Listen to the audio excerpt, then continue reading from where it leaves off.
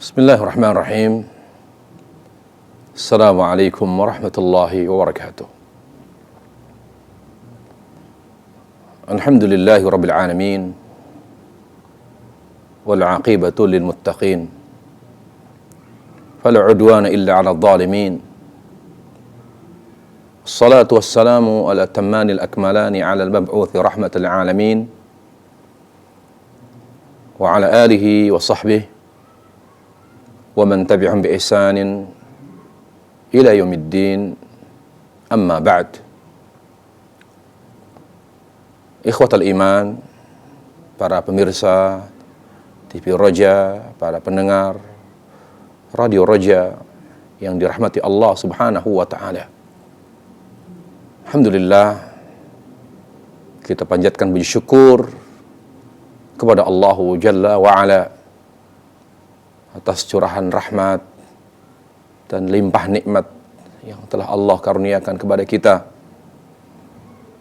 terutama nikmat yang paling membuat kita senantiasa beribadah kepada Allah, senantiasa berada di atas siratal mustaqim, senantiasa istiqamah, yaitu nikmat hidayah. Karena yang paling penting di dunia ini adalah apa yang membuat kita selalu dekat dengan Allah Azza wa Jalla. Karena dunia adalah tempat ujian, bukan tanpa tujuan. Ujian yang diuji oleh Allah Azza wa Jalla adalah rasa cinta kita kepada Allah Subhanahu wa taala. Makanya Allah Azza wa Jalla menjadikan dunia menjadi sesuatu yang menarik, karena dia adalah ujian. Oleh karenanya, syaitan menjadikan dunia menjadi senjata utamanya untuk menghancurkan iman kita dan kekuatan cinta kita kepada Allah. Terutama bagi kita laki-laki adalah wanita, dan bagi wanita adalah anak dan harta. Makanya ya ikhwah, kita harus jaga rasa cinta kita kepada Allah, rasa syukur kita kepada Allah Azza wa Jalla dengan ikhlas. Kita hidup untuk ikhlas, karena ibadah tanpa ikhlas tidak dikatakan ibadah. Ikhlas karena Allah Azza wa Jalla. Ikhlas adalah hasil dan buah cinta kepada Allah. Kita selalu mengarahkan hati kepada Allah Azza wa Jalla. Ikhlas. Kita ini besar karena ikhlas. Kita ini mulia karena ikhlas. Apapun yang kita capai, apapun yang Allah berikan daripada kebaikan, semuanya adalah karena ikhlas. Dan kuatkan ikhlas kita, sempurnakan ikhlas kita dengan ittiba. Ittiba itu bukan tujuan. Makanya kita disuruh oleh Allah Azza wa Jalla hanya menyembah Allah, tidak menyembah Nabi SAW. Kenapa kita hanya berittiba dan tidak menyembah Nabi SAW? Karena ittiba itu membuat kita semakin ikhlas. Semakin kita berittiba kepada sunnah Nabi SAW, maka kita akan semakin ikhlas. Kita ikhlas bukan karena ilmu kita ikhlas bukan karena jeripayah kita ikhlas adalah karena taufik dari Allah Azza wa Jalla. Oleh karenanya kita konsisten saja dengan sunnah, insya Allah Allah akan tumbuhkan, Allah akan semakin kuatkan keikhlasan kita kepada Allah Jalla wa Ala. Saudaraku seiman yang dimuliakan Allah Subhanahu wa taala, kita ingin melanjutkan pembahasan kita tentang roja, yaitu berharap kepada Allah Azza wa Jalla. Seperti yang sudah kita sampaikan pada pertemuan kita yang lalu, bahwa kita beribadah harus dengan 3 kekuatan. Dengan kekuatan cinta, kekuatan harap, dan kekuatan takut kepada Allah Azza wa Jalla. Tanpa 3 hal tadi, maka ibadah kita adalah ibadah yang lemah. Ibadah yang gampang tergerus dan dihancurkan oleh fitnah, baik itu fitnah syahwat maupun fitnah syubhat. Selalu harus ada 2. Tapi yang paling besar, yang paling inti adalah kekuatan cinta kepada Allah. Ya. Sedangkan berharap dan takut kepada Allah itu adalah penguat. Ya. Karena setiap ada cinta pasti ada harapan. Dan setiap ada cinta pasti ada takut. Makanya rasa takut kita kepada Allah Azza wa Jalla dan rasa harap kita kepada Allah Bergantung pada cinta kita kepadanya. Makanya orang-orang yang lebih cinta dunia, tidak heran dia lebih takut kepada makhluk daripada Allah. Orang-orang yang cinta dunia, dia akan lebih berharap pada makhluk daripada kepada Allah Azza wa Jalla. Itu otomatis, ya. Nah, sekarang kita ingin tekankan masalah roja, berharap kepada Allah Subhanahu wa ta'ala. Bagaimana caranya kita bisa punya harapan besar, memiliki kekuatan harapan yang besar. Jadi menjadi orang yang hanya berharap kepada Allah Azza wa Jalla. Kuncinya, kita harus kenal Allah dan mencintainya. Kalau kita masih lebih mengenal dan mencintai orang-orang dekat kita, orang-orang yang kita sayangi, kita lebih mengenal mereka, lebih mencintai mereka daripada Allah, maka selama itu kita tidak akan pernah menjadi orang yang hanya berharap kepada Allah Azza wa Jalla. Kenapa para jemaah Allah Subhanahu wa ta'ala? Karena kaitan antara roja dengan asma'illahi wa sifati, ma'rifatullahi bi asma'ihi wa sifati, itu merupakan alaqah qawiyah, wathiqah. Kaitan antara roja dengan mengenal Allah melalui nama dan sifatnya itu sangat kuat dan erat sekali. Kenapa? Karena gak mungkin kita berharap kepada orang yang tidak kita kenal. Mungkin kita berharap kepada orang yang tidak kita kenal. Tidak mungkin. Kita misalnya membutuhkan supir. Kita nggak kenal, tiba-tiba kita ketemu dengan orang jalan, Pak, Bapak bisa nggak nyupir? Bapak supirin saya dong. Atau bawa mobil saya. Lah, kalau orang itu tidak amanah, dibawa kabur mobil kita. Atau ada hal-hal yang akan menimpa kita yang kita khawatirkan. Makanya bahkan supir pun ketika dia akan melamar, kita minta surat kelakuan baiknya, ya, kemudian dan sebagainya. Itu menunjukkan para jemaah bahwa cinta, ya, mengenal dan paling tidak mengenal dengan baik, dekat, maka ada harapan. Maka demikian pula dalam masalah roja at-ta'abbudi, berharap dalam konteks ibadah kepada Allah Azza wa Jalla. Perlu adanya kekuatan ma'rifah, kekuatan mengenal Allah, kekuatan cinta kepada Allah Subhanahu wa ta'ala. Ya, kita ini harus selalu berharap. Karena kita bukan manusia yang sempurna. Kalau kita tidak punya kekuatan harapan, bahaya. Bagaimana kita senantiasa cepat bertaubat kepada Allah ketika kita berbuat dosa dan maksiat? Kalau tidak punya harapan, kita tidak akan pernah bertaubat. Karena setiap kita berbuat dosa, kita berharap Allah mengampuni dosa kita. Pada saat kita beramal soleh, kita juga harus berharap. Kita berharap agar Allah menerima amal soleh kita, melipat gandakan pahala yang kita dapat dari amal soleh yang kita kerjakan. Ya, selalu manusia itu dalam harapan. Ya, ketika kita di atas kebaikan, kita berharap kepada Allah agar kita selalu di atas kebaikan, istiqomah. Nah, oleh karenanya para jemaah, dalam keadaan apapun, ya, kita ingin selalu bersyukur, kita ingin selalu sabar ketika mengalami cobaan dan musibah. Kita ingin senantiasa bertaubat, beristighfar kepada Allah Azza wa Jalla setiap kali kita berbuat dosa dan maksiat. Ya, para jemaah Allah Subhanahu wa ta'ala, harus ada kekuatan cinta yang mendorong kita untuk selalu berharap kepada Allah Subhanahu wa ta'ala. Kita tidak ada jaminan surga. Kita tidak ada jaminan selamat dari neraka. Seperti Nabi, seperti sahabat-sahabat yang dikabarkan surga oleh Rasulullah SAW. Tapi kenapa kita tetap sholat, tetap beramal, tetap melakukan kebaikan demi kebaikan, dakwah yang penuh banyak cobaan, rintangan, tapi tetap kita lakukan karena harapan. Kalau bukan karena harapan, kita udah nggak kuat, ya. Berjalan di atas hak, di atas sunnah, berat. Makanya orang-orang yang di atas, ya, yang sudah Allah berikan nikmat hidayah sunnah, harus lebih memperkuat cintanya kepada Allah, sehingga harapannya pun kepada Allah lebih besar dan lebih kuat. Karena kalau tanpa harapan yang besar kepada Allah Azza wa Jalla, dia berharap dia mendapatkan ketenangan, mendapatkan kebahagiaan mungkin setelah dia berpisah dengan dunia ini. Ya. Itu harapannya, dia berharap Allah bahagiakan dia di akhirat. Gak apa-apa dia susah, sengsara di dunia. Dia berharap. Tidak ada jaminan, tapi dia berharap. Nah, harapan ini agar tetap kuat, tetap ada dalam hati dan sanubari seorang muslim. Bagaimana caranya? Maka dia harus jaga hatinya dari hal-hal yang melemahkan cintanya kepada Allah.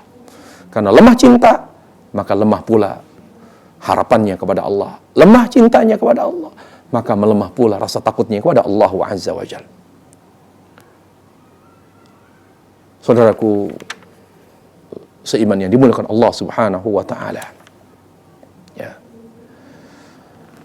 Tentang masalah roja, takut dan berharap itu saling berkaitan erat. Setiap orang yang takut pasti dia punya harapan. Setiap orang yang berharap pasti dia ada rasa takut. Makanya Allah Subhanahu wa taala dalam surat Nuh ayat 13 mengatakan, ya, padahal maknanya adalah takut. Allah katakan dengan Allah ungkapkan dengan kata roja, malakum la tarjuna lillahi waqara. Kenapa kamu tidak mengharapkan kepada Allah waqar, yaitu keagungan? Ya. Maknanya adalah, kata Ibnu Abbas, malakum la takhafuna lillahi 'azamah. Kenapa kamu tidak takut? Ya, tidak takut terhadap keagungan Allah Subhanahu wa taala. Jadi orang yang berharap, semakin berharap kepada Allah, pasti dia semakin takut kepada Allah. Takut kehilangan ridha Allah, takut Allah marah. Orang-orang yang berharap sangat atau hanya berharap kepada Allah, dia akan ketakutan, selalu takut. Takut keberkahan dari Allah, takut azab dari Allah Azza wa Jalla, takut meninggal su'ul khatimah, takut dosanya tidak diampuni di dunia, bahkan diampuni di kubur, diampuni mahsyar, bahkan diampuni oleh neraka. Dia harus takut, selalu takut. Ya, makanya kita harus selalu berharap. Jaga hati agar selalu berharap hanya kepada Allah Tabaraka wa Ta'ala. Para jemaah Allah Subhanahu wa Ta'ala. Ya. Berbicara tentang roja, roja memiliki banyak manfaat. Berharap kepada Allah memiliki banyak manfaat. Yang pertama, dia akan membuat seorang rajin beribadah, tekun dan rajin beribadah kepada Allah Azza wa Jalla. Karena dorongan tadi, harapan. Dia akan selalu melawan malas, melawan futur, rasa apa? Futur itu melemahnya semangat ibadah, melawan fitnah dunia, kesibukan dunia. Kenapa? Karena dia memiliki harapan yang besar kepada Allah Azza wa Jalla. Ya. Kemudian berharap kepada Allah akan membuat seseorang akan merasakan nikmat ibadah. Kenapa menikmati ibadah kepada Allah Azza wa Jalla? Karena orang itu ketika mengawali, ya, atau melalui proses awal ibadah, itu tidak akan pernah menikmati ibadah. Tidak mungkin seorang pertama kali beribadah kepada Allah, pertama kali kembali kepada Allah Jalla wa'ala, langsung menikmatinya. Ibadah itu akan dinikmati di akhir, dengan bersusah payah dulu. Ya, misalnya sholat, dia susah payah. Ya, dia harus lawan pikiran-pikiran yang merusak khusyuknya. Dia sempatkan waktu, meluangkan waktu untuk sholat. Dia fokuskan dirinya untuk sholat. Dan semuanya dia berjuang. Karena selama ini dia sholat tidak pernah khusyuk. Bertahun-tahun. Dia harus mengharap kepada Allah agar sholatnya menjadi penentu kebaikan amalannya yang lain. Karena dia mungkin masih jauh dari manusia, seorang muslim yang ideal. Dia masih banyak kekurangannya, masih banyak keburukannya. Misalnya dia tahu bahwa salatlah yang menentukan baik buruknya amal, maka dia belajar terus, berusaha untuk menghadirkan salat yang khusyuk terus. Karena nggak ada orang yang salat tiba-tiba khusyuk, nggak ada. Tapi ketika dia punya kekuatan harapan, saya pengen baik, ya udah salat. Jaga sholat, karena Allah tidak pernah salah dengan firman-Nya. Allah katakan, inna salata tanha 'anil fahsya wal munkar. Sungguhnya sholat dapat mencegah perbuatan keji dan munkar. Syekhul Islam Ibnu Taimiyah rahimahullahu taala ketika mengomentari ayat tersebut beliau mengatakan, Allah Jalla wa Ala melalui ayat tersebut mengkabarkan bahwa salat yang benar dapat memperbaiki perilaku dan akhlak seorang muslim. Kalau seandainya ada seorang salat tapi perilakunya tidak menjadi lebih baik, yang salah bukan salatnya, tapi yang salah adalah cara dia salat. Benar tidak dia salat kepada Allah Azza wa Jalla, beribadah kepada Allah Subhanahu wa taala. Nah, dia pengen menjadi orang yang baik. Umur saya sudah sekian, ya, sudah 50, sudah 55 tahun, bahkan 60, saya pengen bener gitu loh. Dia dengar bahwa sholat itulah yang menentukan kebaikan dia. Nah, dia coba sholat khusyuk, tapi berat. Sabar.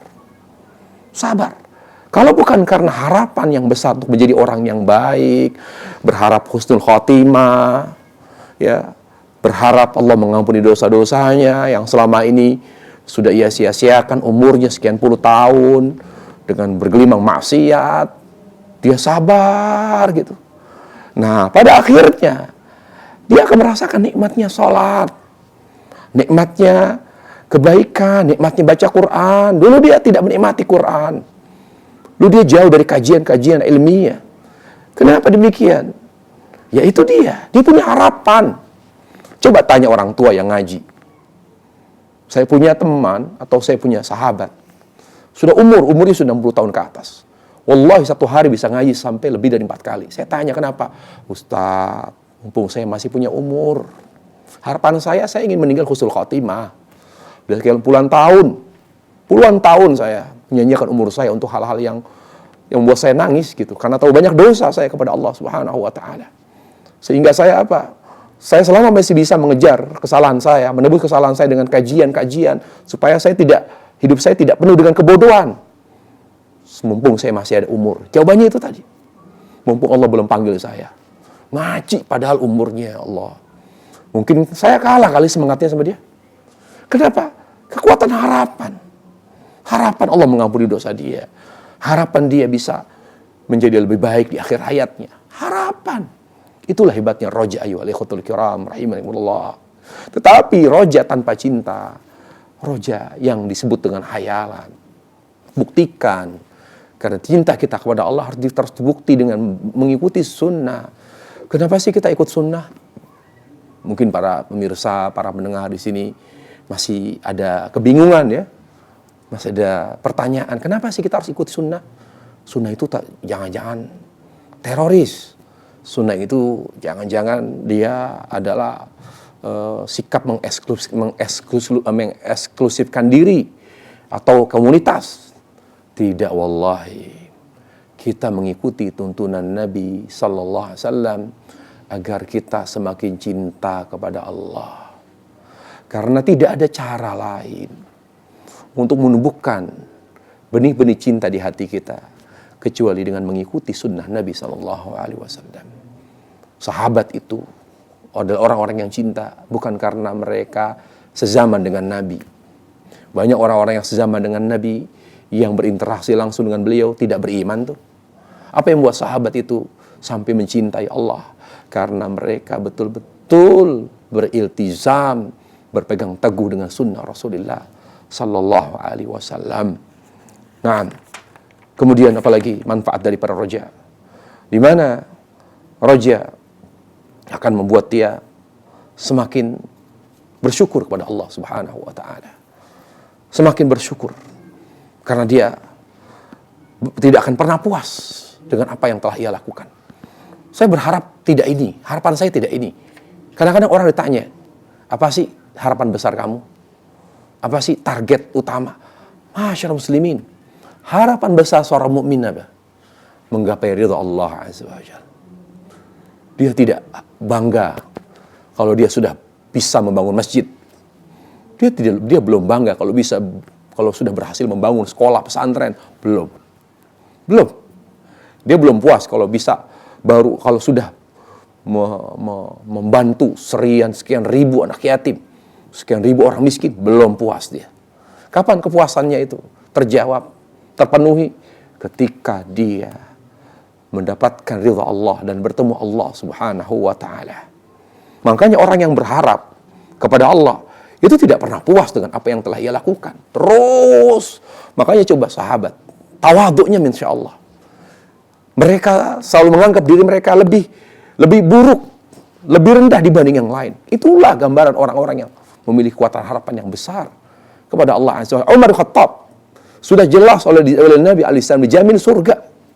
Dijamin surga oleh Rasulullah SAW. Tapi Umar berkata kepada Hudzaifah, bertanya, ya Hudzaifah, apakah saya termasuk orang munafik?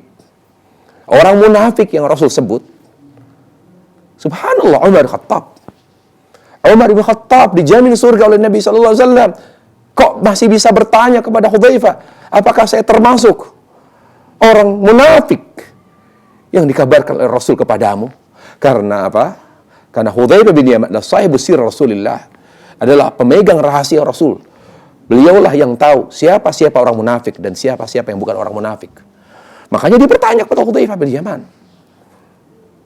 apakah beliau tidak percaya kepada pernyataan Nabi yang sudah mengabarkan beliau surga? Tidak. Tapi itu bentuk ketawadhuan Umar. Dia belum puas kalau belum bertemu Allah. Belum. Kalau belum sampai surga bertemu Allah, belum puas. Kan harapannya sangat tinggi sekali. Itulah orang-orang yang punya kekuatan harapan yang besar kepada Allah Subhanahu wa taala. Para jemaah Allah Subhanahu wa taala. Apa saja sebab-sebab roja yang membuat seorang semakin berharap kepada Allah Subhanahu wa taala. Pertama, dia selalu mengingat rahmat Allah yang begitu luas. Allah tidak pernah membatasi rahmatnya. Makanya Nabi SAW mengatakan, la tuhajjir wasi'ah. Jangan kamu membatasi rahmat Allah yang luas. Dan itu beliau nyatakan kepada seorang badui yang mengincingi masjid Rasulullah SAW. Ketika dia mengatakan, badui tersebut mengatakan, Allahumma arhamni wa muarham Muhammad dan wa la tarham ghairana. Ya Allah, rahmatilah aku dan Muhammad, jangan kau rahmati selain kami. Lalu Rasul mengatakan, la tuhajjir wasi'ah. Rahmat Allah begitu luas. Rahmat Allah begitu besar, begitu luas. Maka kalau rahmat Allah luas, harusnya harapan kita besar. Besar. Jangan cuma apa? Jangan cuma pengen masuk surga. Minta Firdaus. Tapi kan saya bukan Nabi. Mungkin gak saya syahid? Saya tidak berada di tempat yang berkecamuk dengan peperangan. Kenapa tidak? Kalau kita jujur minta kepada Allah syahadah dengan ikhlas, dengan jujur, insya Allah Allah akan kabulkan doa kita. Insya Allah. Apa yang tidak mungkin bagi Allah? Semuanya mungkin. Tidak ada yang mustahil bagi Allah Azza wa Jalla. Kita ingat rahmat Allah Subhanahu wa ta'ala. Makanya Nabi SAW mengatakan, wa idha sa'altumullah al-jannah fas'alul firdaus. Kalau kamu minta surga kepada Allah, minta firdaus. Padahal kita, Rasul bicara kepada siapa? Kepada seluruh umat. Yang alim, yang awam, yang taat, yang maksiat, yang suka maksiat. Rasul bicara kepada mereka semua. Berarti kita disuruh oleh Rasul punya harapan besar kepada Allah. Bayangkan Nabi berkata, kalau kalian minta surga, mintalah firdaus. Jadi kita harus optimis. Optimis rahmat Allah. Apa keadaan kita? Kita penuh dosa. Yakin. Berharaplah kepada Allah. Allah akan menutup aib kita, menutup dosa kita, membuka lembaran baru. Allah akan ganti seluruh keburukan kita dengan kebaikan. Apa kekurangan kita? Ilmu. Kita berharap kepada Allah. Ya, kebodohan kita ini bisa diganti dengan ilmu karena Allah alim. Allah akan berikan ilmu kepada yang dikendakinya. Begitu. Rahmat Allah tidak terbatas para jemaah. Yang kedua, tadzakkaru annahu ghafara lil ibadil mudnibin, bahwa Allah tidak pernah menutup pintu taubatnya. Selama belum terbit matahari dari barat, selama ruh kita belum sampai tenggorokan, belum mengalami sakaratul maut, selama itu Allah mengampuni dosa. Jadi kenapa kita tidak berharap kepada Allah? Yang ketiga, bahwa Allah Subhanahu wa taala selalu menyambut ketaatan kita, selalu menyambut kebaikan kita, bahkan taubat kita dari dosa-dosa yang banyak dan besar sekalipun, Allah sangat menyambutnya. Bukankah Nabi SAW bersabda, lillahi asyaddu farhatan bi taubati abdi. Allah tuh lebih bahagia menyambut taubat hambanya ketimbang seorang yang kehilangan ya, kendaraan yang membawa bekal safarnya. Lalu dia cari ke sana dan kemari, ternyata tidak ketemu. Padahal dia berada di gurun pasir yang tidak akan pernah membuatnya bisa mengganti alternatif, ya, bekal safar. Dia di sana tidak ada warung, tidak ada air, sedangkan dia menggantungkan harapan untuk melanjutkan hidupnya melalui bekal safar tadi. Ternyata kendaraan yang membawa bekal safarnya itu hilang, sehingga dia putus asa. Kemudian dia cari ke sana kemari, tidak ketemu. Lalu dia pasrah kepada Allah. Lalu dia istirahat di bawah pohon yang teduh. Lalu dia apa? Dia pasrah kepada Allah. Dia serahkan urusan hidupnya kepada Allah. Sampai dia, karena lelah, dia tertidur. Setelah dia bangun, dia melihat kendaraan yang membawa bekal safarnya berada di hadapannya. Begitu bahagianya, karena dia sudah berpikir dia mati sudah. Tapi apa? Tapi ternyata setelah dia buka matanya, dia lihat, Masya Allah, sudah kembali di hadapannya. Lalu dia begitu gembiranya. Lalu dia mengungkapkan gembira, yang mengatakan, Allahumma anta abdi wa ana rabbuk. Ya Allah, engkau hambaku, aku adalah Tuhanmu. Karena begitu gembiranya sampai salah dalam mengucap. Kata Rasulullah SAW, Allah lebih gembira dari orang yang seperti itu. Kemudian yang keempat, Allah tidak pernah membalas kebaikan dengan satu pahala. Tapi kalau kejelekan, satu dosa. Satu dosa, niat saja kita sudah dikasih pahala. Semua amal kebaikan kita Allah lipat gandakan, minimal 10 kali lipat. Kenapa? Kita tidak berharap kepada Allah. Ya, al-hasanatu bi asyri amsalihha. Setiap kebaikan kita satu Allah lipat gandakan 10 kali lipat. Itu menunjukkan Allah sangat senang orang-orang yang berharap. Orang-orang yang suka berharap, orang-orang yang yang optimis. Kemudian yang terakhir adalah bahwa bahwa Allah selalu mengedepankan rahmatnya daripada kemurkaannya. Allah tuh lebih mudah menyayangi kita. Allah tuh lebih sayang daripada Allah memarahi kita. Tidak, para jamaah, Allah sudah berjanji terhadap dirinya, Inna rahmati sabaqat ghadabi. Aku lebih mengutamakan rahmatku kepada hambaku daripada kemurkaanku. Jadi Allah itu lebih sayang. Kalau dikatakan Allah marah, Allah murka sama saya. Betul, Allah punya sifat ghadab, Allah marah. Tapi selama di dunia, ayyuhal ikhwatul kiram, Allah sudah berjanji, Allah akan lebih mengedepankan rahmatnya. Allah lebih sayang. Apapun kekurangan kita, kesalahan kita, Allah lebih membuka rahmatnya, pintu rahmatnya kepada kita daripada kemurkaannya. Para jamaah Allah subhanahu wa ta'ala, roja luar biasa. Begitu dahsyatnya kekuatan roja. Sampai ketika seorang berbuat dosa, banyak sekali maksiat yang dia telah lakukan. Sudah puluhan tahun dihabiskan, sia-siakan umurnya untuk maksiat dengan hal-hal yang membuatnya semakin jauh dari Allah subhanahu wa ta'ala, bahkan dosa syirik sekalipun. Tapi ketika dia punya kekuatan roja untuk kembali kepada Allah, punya kekuatan harapan untuk kembali, dengan sungguh-sungguh dia ingin kembali kepada Allah. Apa kata Allah azza wa jalla? Balasan Allah kepada orang-orang yang optimis dan berharap betul ingin kembali kepada Allah. Apa kata Allah? Ya ibna Adam, innaka ma da'utani wa rajautani, ghafartu laka ala ma kana minka wa la ubali. Wahai anak cucu Adam, selama kamu memohon kepadaku dan berharap kepadaku, perhatikan, selama kamu, wahai anak cucu Adam, berdoa kepadaku dan berharap kepadaku, aku akan ampuni semua dosamu. Aku tidak peduli sebanyak apapun dosa-dosamu. Lihat. Jadi ada roja, maka ada rahmat Allah yang begitu besar yang Allah berikan kepada kita.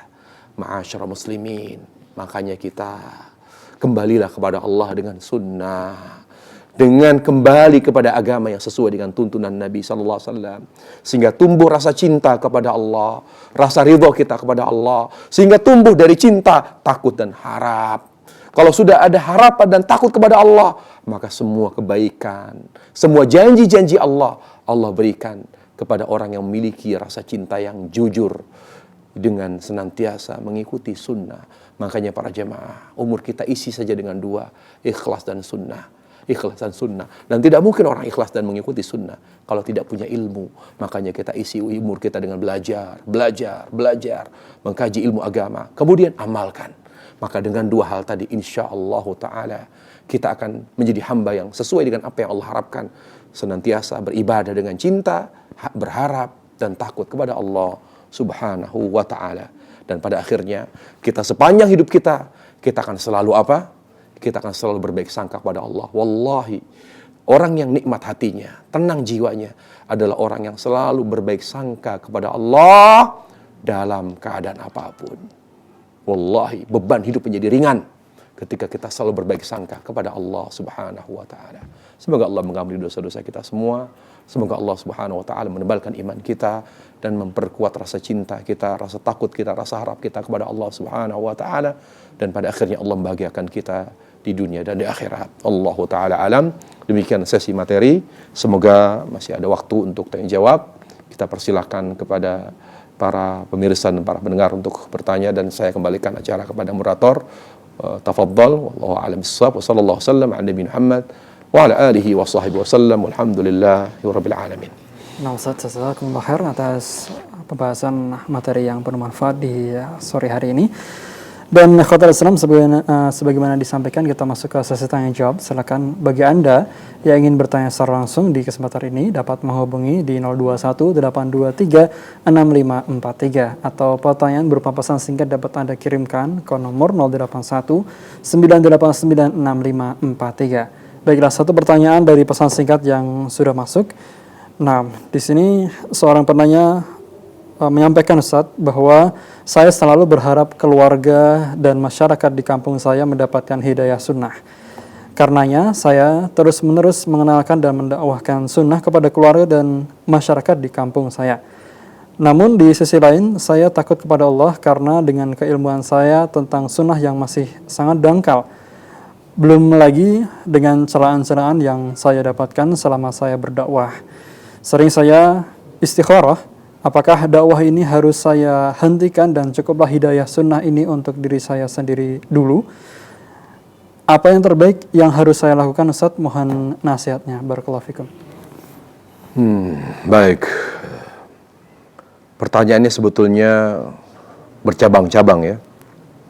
Tetapi yang pertama, kita sebagai hamba Allah yang dituntut untuk selalu cinta, berharap dan takut kepada Allah, itu tidak boleh berhenti ibadah. Tidak boleh berhenti beribadah kepada Allah, dan juga tidak boleh berhenti berdakwah. Kenapa? Karena ibadah itu menyempurnakan diri kita, dan dakwah itu menyempurnakan orang lain. Ya. Dan dakwah itu tidak harus kita harus berceramah dengan kita mengajak orang kembali kepada Allah Subhanahu wa taala sesuai dengan kemampuan kita. Itu juga dakwah.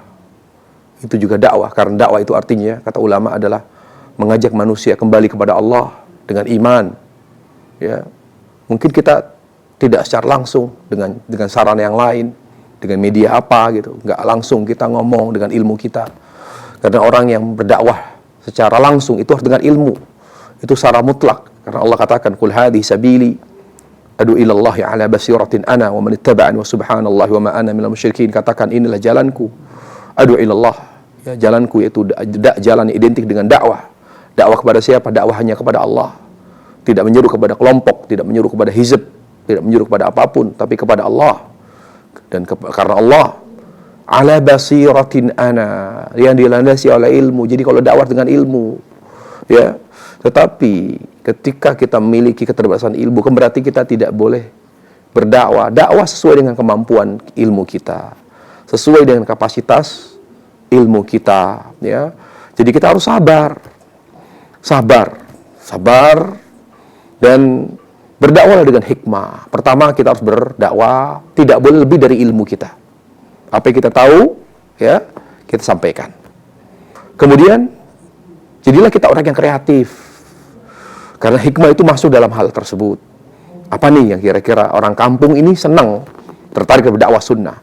Bisa saja kita pasangin parabola, lalu mereka bisa menonton televisi dakwah, atau kita datang ustadz dari luar yang lebih mumpuni ilmunya, yang lembut penyampaiannya, yang menyentuh hatinya, yang materinya tidak berat.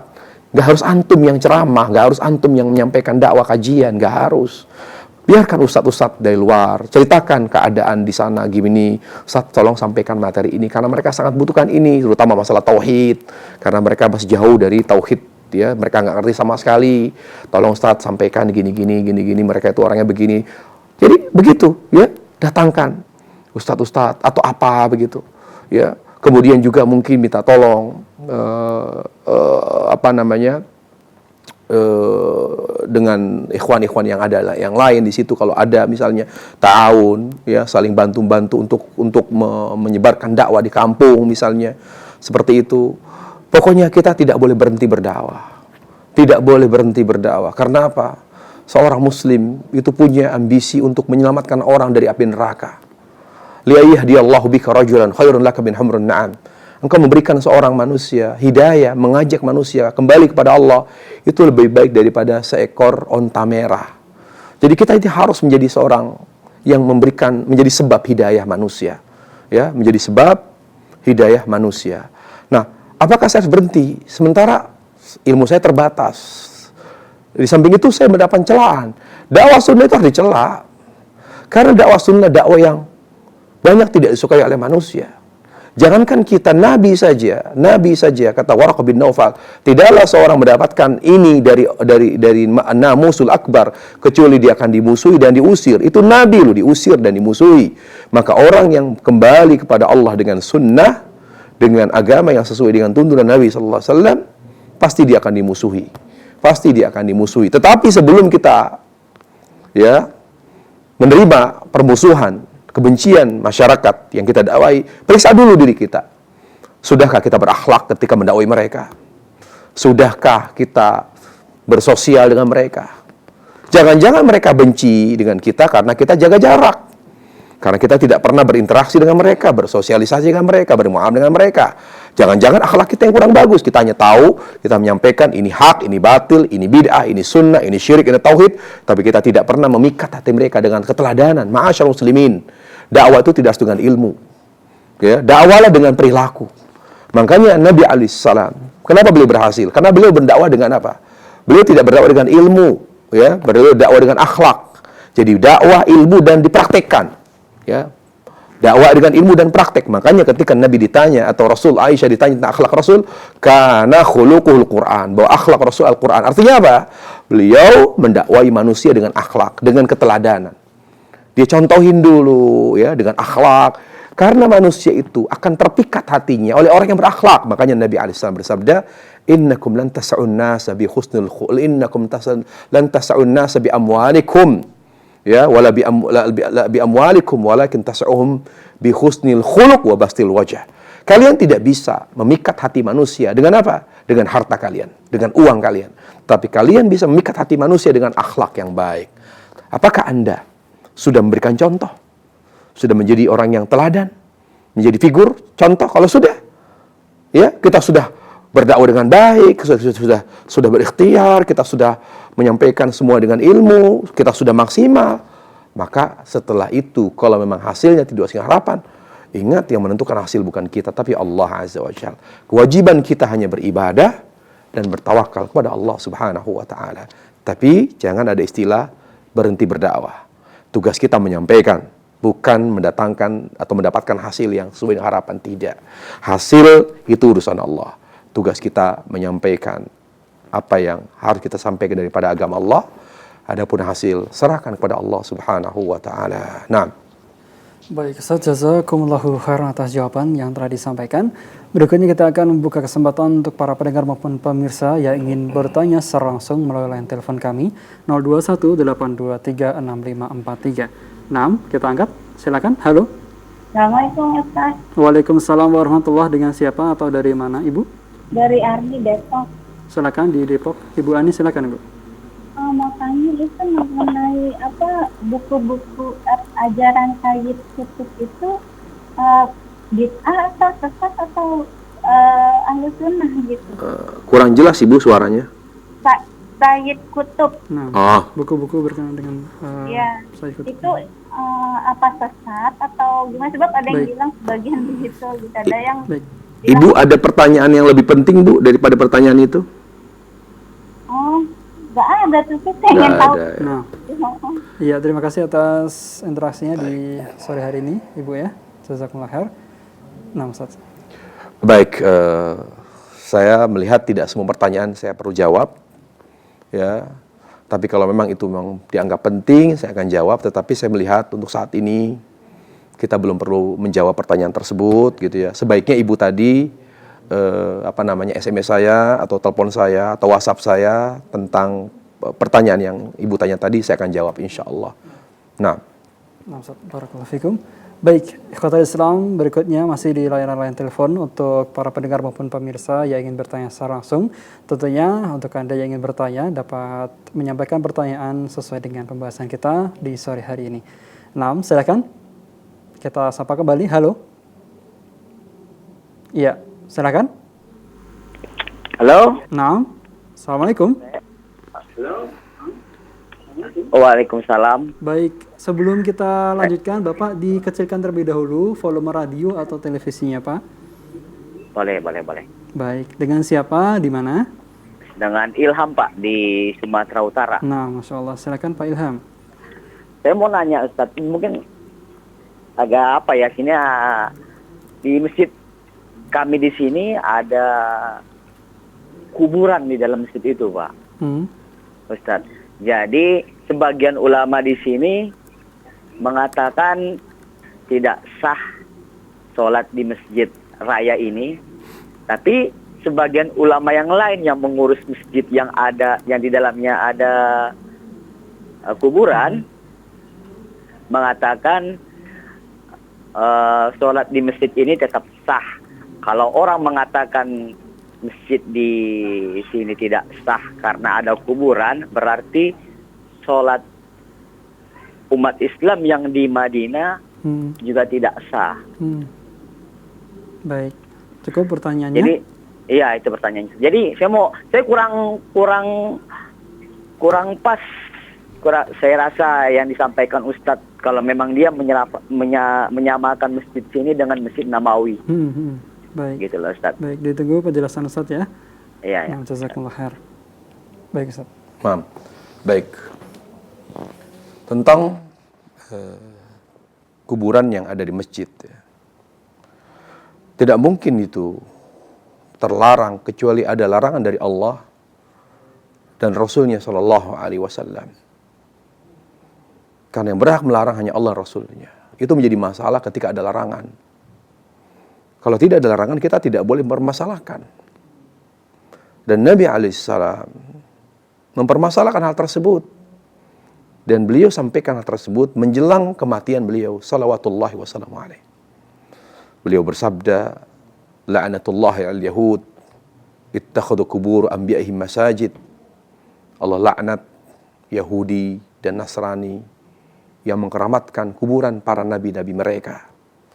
Nah, biasanya makam keramat itu tidak jauh dari masjid. Karena mereka punya keyakinan tersendiri. Punya keyakinan tertentu. Sehingga mereka selalu menyatukan antara masjid dan makam. Ya.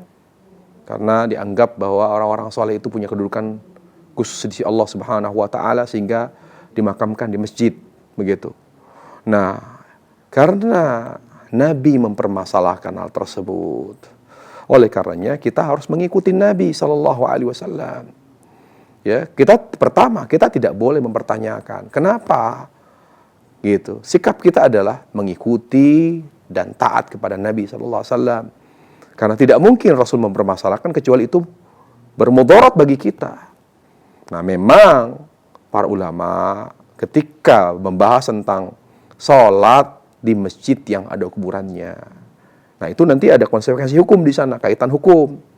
Memang khilaf di antara ulama, apakah masjid yang ada kuburannya itu, pertama dari masjid saja dan kuburan. Kalau misalnya masjid dan kuburan menyatu, ulama sudah bahas. Harus dibongkar salah satunya. Kalau misalnya dia tidak boleh menyatu, masjid dan makam tidak boleh menyatu. Karena kalau makam itu sudah ada di wilayah masjid, biasanya dikeramatkan. Dia punya kesan tersendiri di hati masyarakat terhadap kuburan ini ketika berada di kuburan.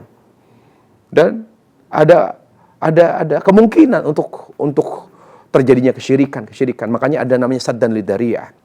Makanya para ulama mengatakan bahwa kuburan dan masjid tidak boleh menyatu. Tidak boleh menyatu. Sepanjang sejarah tidak pernah menyatu kuburan dan masjid. Tidak pernah. Dan nanti kita akan bantah bahwa tidak bisa dijadikan hujjah Masjid Nabawi tentang bolehnya bersatu antara kuburan dengan masjid, sehingga kaum muslimin dikatakan tidak sah salat di sana. Para jemaah, sehingga para ulama mengatakan, kalau masjid dan kuburan menyatu, maka harus dibongkar salah satunya. Kalau kuburan lebih dulu, maka masjid yang harus dibongkar. Kalau masjid yang lebih dulu, maka makam yang harus dibongkar, dipindahkan kerangkanya ke pemakaman yang baru, di pemakaman. Itu tidak boleh menyatu sampai kiamat, kuburan dan masjid. Karena Islam ini tauhid, ibadah itu tauhid. Masjid itu dibangun untuk menegakkan ibadah, menegakkan tauhid. Sedangkan kuburan itu ada untuk mengingat mati. Nggak nyambung. Rasul memberikan izin kepada kita untuk ziarah hanya untuk ingat mati. Hanya ingat mati. Ya, jadi tidak nyambung. Dan kemungkinan kalau kita adalah orang-orang yang awam, ya, maka syaitan akan mentalbis kita, akan mempengaruhi kita, bisa jadi kita akan berbuat syirik terhadap kuburan tersebut, yaitu dengan mengkeramatkannya. Nah, tentang salat di masjid yang ada kuburannya, memang ulama khilaf tentang larangan. Kalau larangan itu, ya, larangan tersebut ada pada suatu ibadah, apakah merusak keabsahannya atau tidak? Karena apa? Karena ada kaidah mengatakan an-nahyu yaqtadil fasad, bahwa larangan itu dapat merusak ibadah. Ya. Namun para ulama merinci, sebagian mengatakan tidak semua larangan merusak keabsahan ibadah. Kalau larangan itu kembali kepada zat ibadah, zatnya, seperti misalnya rukun, ya, seorang misalnya tidak baca Al-Fatihah, itu merusak kepada zatnya, maka dia tidak sah salatnya, kepada salat itu sendiri. Atau kembali kepada syarat, seorang misalnya salat tapi tidak menutup aurat, syarat sahnya salat menutup aurat, maka kalau seandainya dia tersingkap pahanya ketika dia salat, maka tidak sah. Nah, sedangkan masjid itu kan tempat, dia tidak berkaitan, ya, tidak berkaitan dengan salatnya. Dikatakan para ulama adalah jihah munfakkah, sisi yang berbeda. Masjid yang ada kuburannya itu masjid. Sedangkan Sedangkan salat, ya, itu beda lagi. Namun Imam Ahmad rahimahullah termasuk yang berpendapat tidak sahnya salat yang di masjid yang ada kuburannya. Sampai beliau misalkan adalah as-salat fi ardil makhsubah, salat di tanah hasil curian, hasil rampasan. Sama kasusnya seperti itu. Namun wallahu alam, kita ini harus bersikap terlepas dari sah atau tidak sah. Kalaupun tidak sah, kalaupun misalnya sah, pasti tidak sempurna salatnya. Itu pasti. Nah, kita sebagai seorang muslim yang baik, tinggalkan polemik sah atau tidak salatnya. Tapi adab kita adalah menghindari khilaf para ulama. Dengan gimana caranya? Ya tidak salat di masjid yang ada kuburannya. Kenapa? Khawatir yang benar yang mengatakan tidak sah. Kan gitu. Khawatir kalau yang benar seperti itu gimana? Berarti selama ini salat kita tidak sah. Bahaya. Nah, siapa tahu yang mengatakan ulama itu yang mengatakan sah. Tapi dipastikan salat kita tidak sempurna kalau salat kita dikerjakan di masjid dan kuburannya. Nah, itu. Jadi sebaiknya al-khuruj minal khilaf. Tinggalkan polemik ulama dengan tidak salat di masjid yang ada kuburannya. Adapun berdalil dengan Masjid Nabawi yang ada kuburannya itu keliru besar. Kenapa? Karena Nabi SAW tidak dimakamkan di masjid. Karena Nabi itu dimakamkan di mana beliau meninggal. Dan beliau salawatullahi wassalamu alaih meninggal di rumah Aisyah. Makanya beliau dimakamkan di situ, ya, di rumah Aisyah. Nah, di masa Yazid bin Muawiyah, di masa Abu Bakar, kuburan Nabi di luar masjid. Di masa Umar di luar masjid. Ya, sampai di masa Hasan, Muawiyah.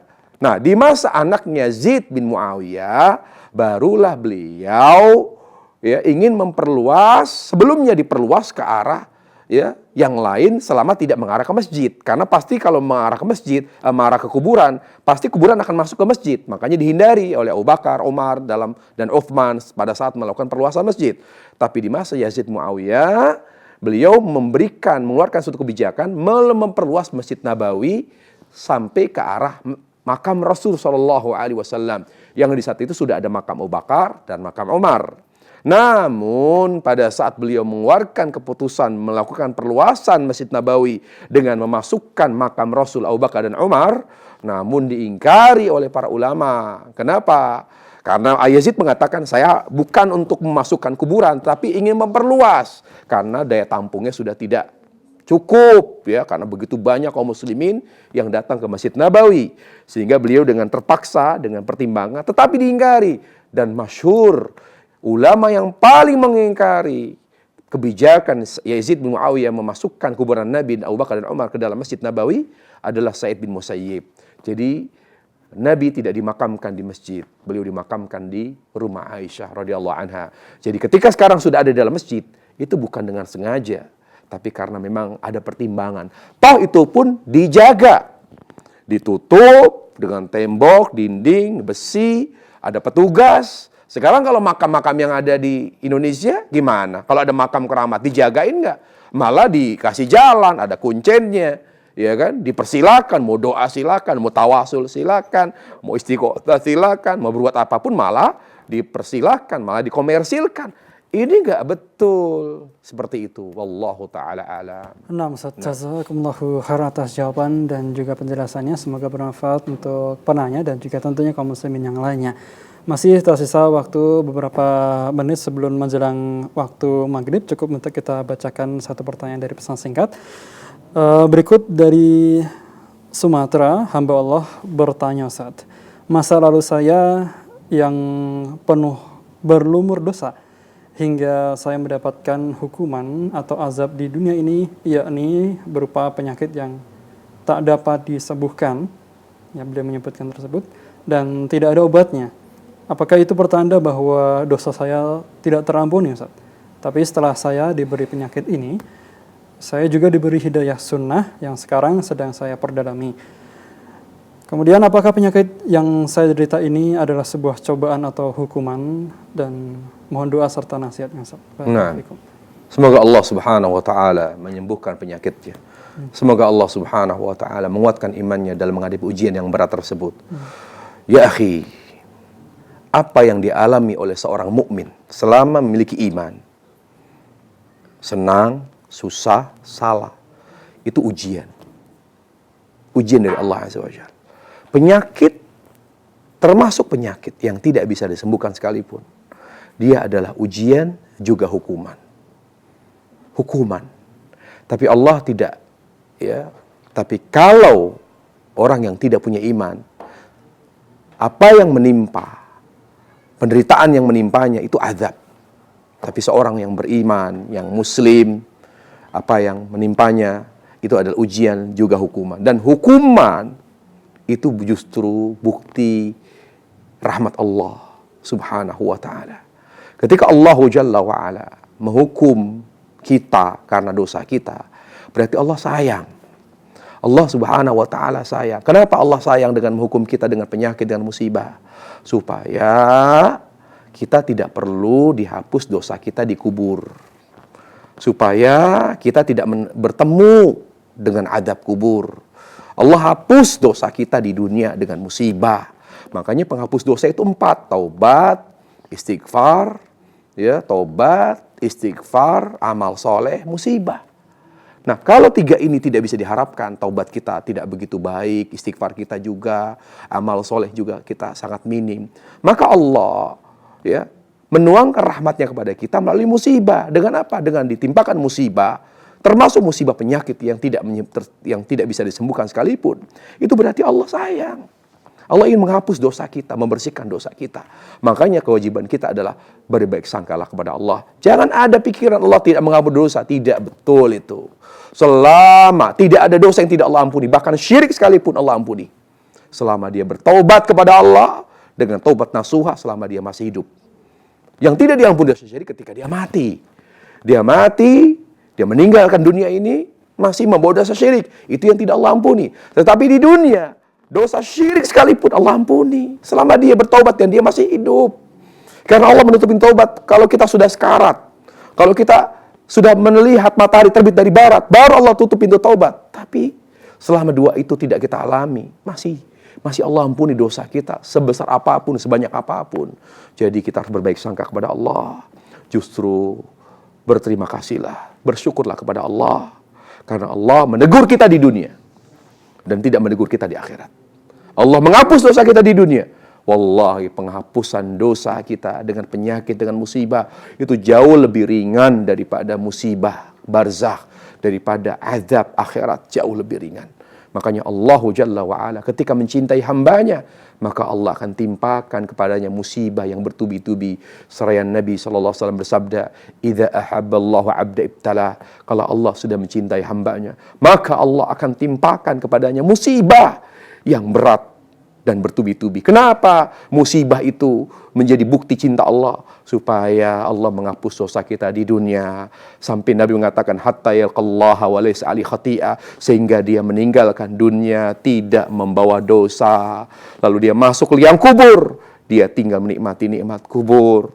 Dia hanya rindu kepada Allah. Dia tidak punya rasa takut lagi terhadap dosa-dosa yang akan membuatnya diazab, karena dia sudah dihapus oleh Allah melalui musibah demi musibah. Jadi kewajiban kita ketika kita mengalami keadaan yang sangat menyengsarakan sekalipun, berbaik sangkalah selalu kepada Allah. Minta ampunlah selalu kepada Allah. Justru bersyukur dengan musibah tersebut, Allah memberikan nikmat hidayah sunnah kepada Anda. Bersyukurlah kepada Allah Subhanahu wa ta'ala. Ala kulli hal, kita wajib bersyukur kepada Allah. Karena amal utama kita di dunia adalah bersyukur. Tugas kita hanya bersyukur. Gak usah nyebut-nyebut nikmat Allah. Gak usah apapun. Hanya bersyukur kepada Allah Azza wa Jalla. Maka dengan kita bersyukur, maka Allah Subhanahu wa ta'ala bimbing kita kepada jalan yang akan membahagiakan kita insyaallah. Wallahu a'lam bissawab. Nah, alhamdulillah, terima kasih atas penjelasan dan juga doa yang telah disampaikan. Semoga bermanfaat tentunya untuk penanya yang bertanya melalui pesan singkat tadi. Dan nampaknya waktu yang sudah mendekati waktu maghrib, kita cukupkan kajian kita. Ustaz, mohon disampaikan sebagai ikhtitam. nah, ikhtitam kita, saya ingin sampaikan kepada seluruh pendengar dan pemirsa dan kepada diri saya pribadi juga adalah kita harus selalu jaga hati kita agar tetap cinta kepada Allah Subhanahu wa ta'ala. Karena kuncinya cinta, ibadah itu cinta. Kalau kita ingin istiqamah, kita harus cinta Allah. Kalau kita ingin ibadah dengan khusyuk, dengan nikmat, ya karena kita tidak, profesi kita berbeda-beda, ya kan, profesi kita berbeda-beda, kesibukan kita berbeda-beda.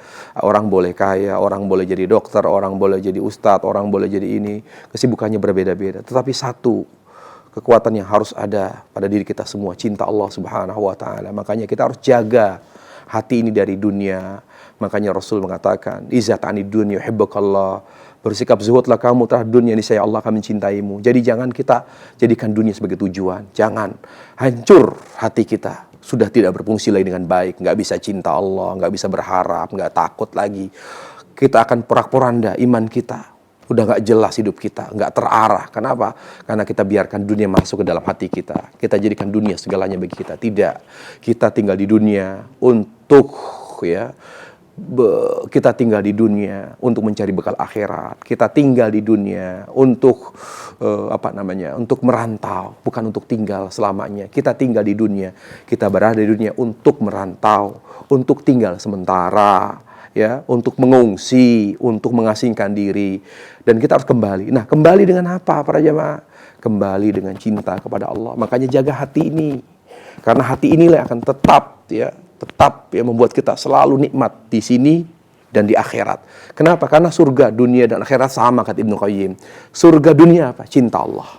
Dan disebut dengan jannatud dunya. Cinta akhirat apa? Surga akhirat adalah bertemu dengan Allah Subhanahu wa ta'ala. Cinta dan rindu bertemu Allah sama.